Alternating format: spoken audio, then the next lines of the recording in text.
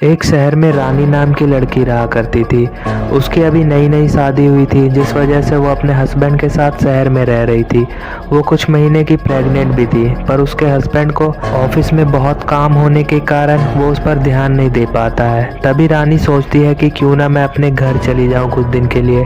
वो अपनी माँ से बात कर लेती है और फिर अपने पति से पूछने के बाद अपने घर के लिए निकल पड़ती है। थोड़ी देर में वो अपने घर के पास पहुंच जाती है। कुछ दूर का पैदल रास्ता होता है। वो पैदल चल रही होती है, तभी रोड पर आटे का कुछ बना हुआ रखा होता है, जिस पर वो पैर रख देती है और उस चीज़ पर ध्यान नहीं देती। वो चुपचाप अपने घर के रास्ते जा रही होती है।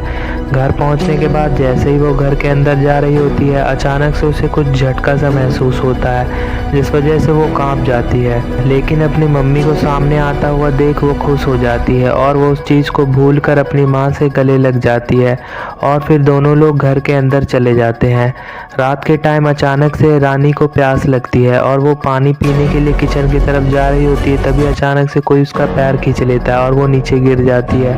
वो ज़ोर ज़ोर से चिल्लाने लगती है और रोने लगती है। उसके घर वाले आते हैं तो वो घर वालों को बताती है कि किसी ने मेरा पैर खींच लिया और मैं नीचे गिर गई।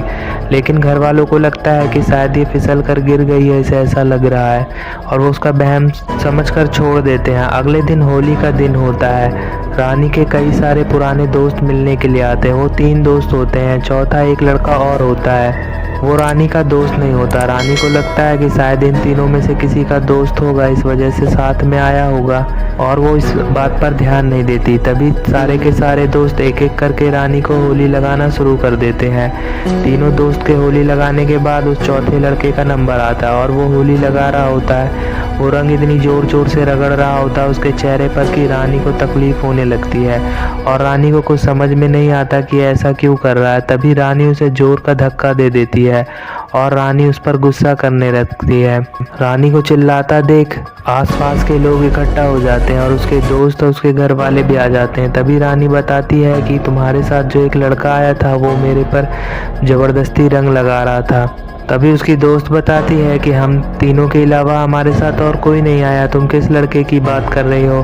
तभी रानी इधर उधर देखती है तो वो लड़का उसे नज़र नहीं आता और उसकी मम्मी उसे घर लेकर आ जाती है। उसकी मम्मी को लगता है कि शायद उसके साथ उसे कोई वहम हुआ है। रानी को उसके रूम में पहुंचा देती हैं। उसके बाद रानी की छोटी बहन उसकी मम्मी को एक वीडियो दिखाती है जो उसी होली का होता है। वो दिखाती है कि रानी एक जगह पर खड़ी है पर उसके सामने कोई नहीं है, पर अचानक से उसके चेहरे पर कोई रंग लगा रहा होता है, जो देखकर उसकी मम्मी काफ़ी ज़्यादा डर जाती है। वो दौड़ती हुई रानी के रूम में आती है तो देखती है कि रानी अपने बिस्तर से 2-3 फीट ऊपर उठी हुई है। ये देखकर रानी की मम्मी काफ़ी ज़्यादा घबरा जाती है और वो समझ जाती है कि इस पर कोई साया है। वो तभी एक तांत्रिक को बुलाती है। तांत्रिक जैसे ही घर के अंदर आता है, रानी के अंदर वो आत्मा ज़ोर ज़ोर से चिल्लाने लगती है और बाहर आने लगती है। तभी तांत्रिक उसे भभूत लगाकर शांत कर देता है। उसके बाद वो लोग रानी को बेड से बांध देते हैं। उसके बाद तांत्रिक अपना तंत्र मंत्र का सामान निकाल कर अपना तंत्र मंत्र शुरू कर देता है। जैसे जैसे वो तंत्र कर रहा होता है, रानी के अंदर का भूत